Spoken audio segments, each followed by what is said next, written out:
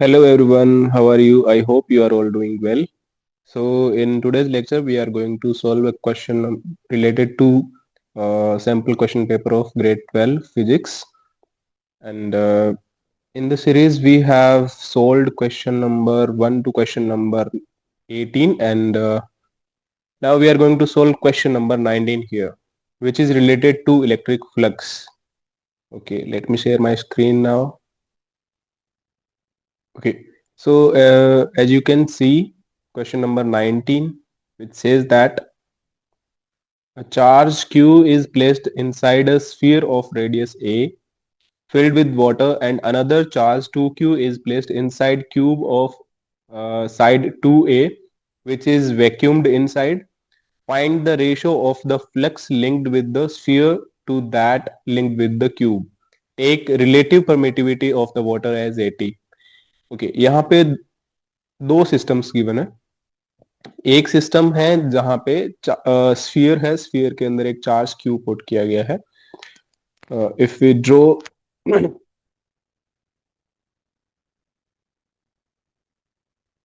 First system यहाँ पे है स्फीयर का, स्फीयर के अंदर एक चार्ज क्यू है और स्फीयर,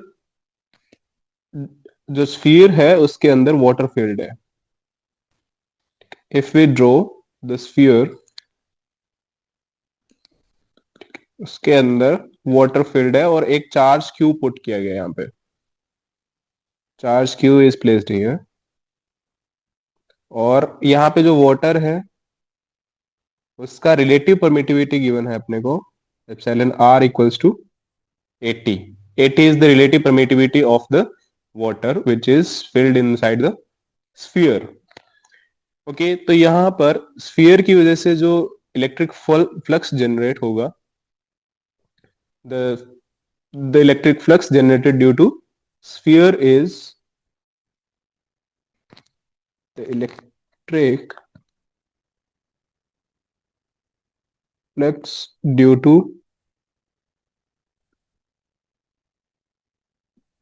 स्फीयर इज, अब स्फीयर के अंदर जितना चार्ज एनक्लोज्ड है उसकी वजह से यहाँ पे फ्लक्स जनरेट होगा। तो यहाँ पर हमें गॉस लॉ का यूज करना पड़ेगा। According to Gauss law, according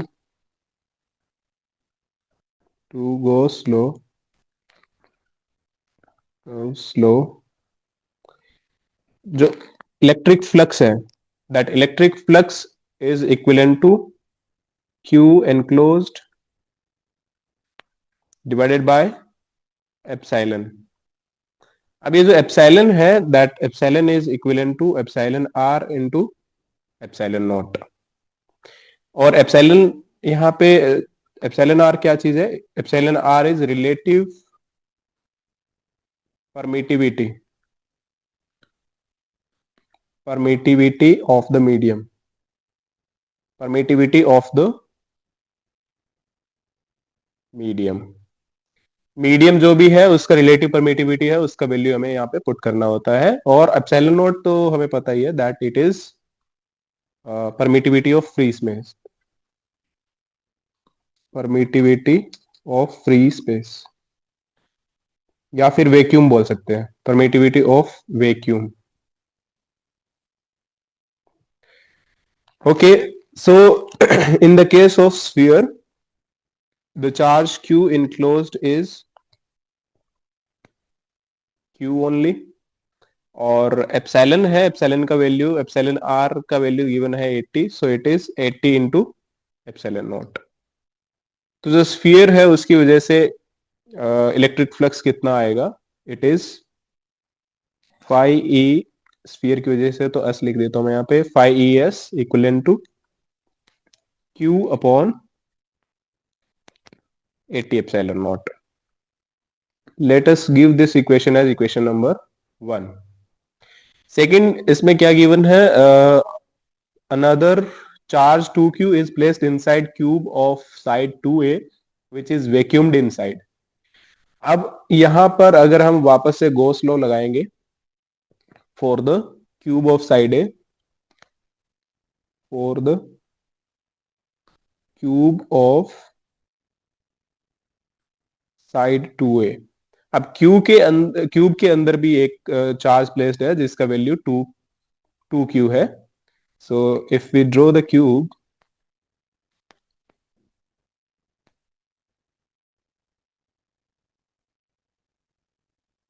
wait a second,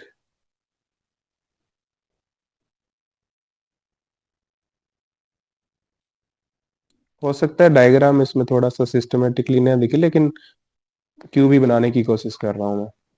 okay,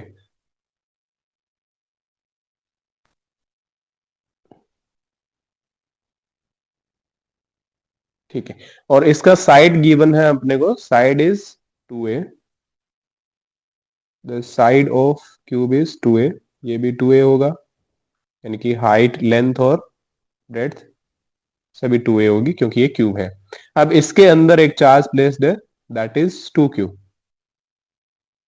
the value of charge is 2q which is present inside it. अब हमें पता है कि इस पूरे सिस्टम की वजह से, यानी कि इसको मैं क्यूब को एज ए सिस्टम अज्यूम कर रहा हूँ, इस सिस्टम की वजह से जितना फ्लक्स पास होगा इस सिस्टम से, या फिर the flux passing through the cube will be due to that particular charge 2q only.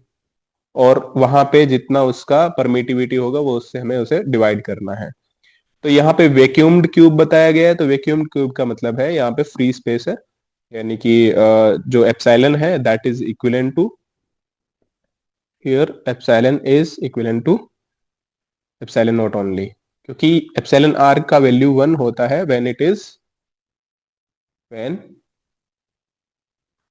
The medium is vacuum.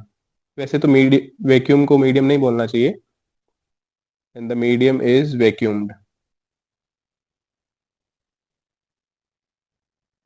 Okay, तो अब यहाँ पे जो फ्लक्स होगा, the electric flux, the electric flux is phi E, cube है तो मैं ई सी लिख दे रहा हूं यहाँ पे, phi E equal to q, enclosed है कितना है वो, 2q है, तो it is 2q upon epsilon not.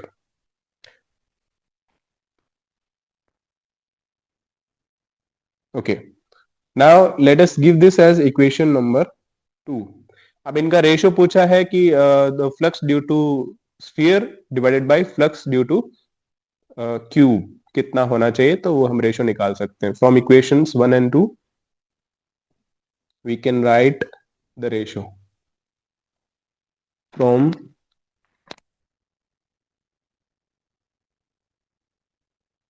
equations 1 and 2. So the flux due to sphere is divided by the flux due to cube is q upon 80 epsilon naught है, और इसको divide करना है हमें 2q divided by epsilon naught. Okay, तो इसका ratio आएगा आपके पास पाई स्फीयर और phi due to cube equivalent to, q से क्यू कैंसिल हो जाएगा, एप्सिलॉन नॉट से एप्सिलॉन नॉट कैंसिल हो जाएगा, और आपके पास बचेगा 1/60, क्योंकि 80 और 2 मल्टीप्लाई हो जाएगा यहाँ पे, 1/60 is the answer. So this is the ratio of flux due to sphere and the flux due to cube. I hope you got the answer, and if you have any doubt then you can ask. I'll be happy to answer that. Thank you so much.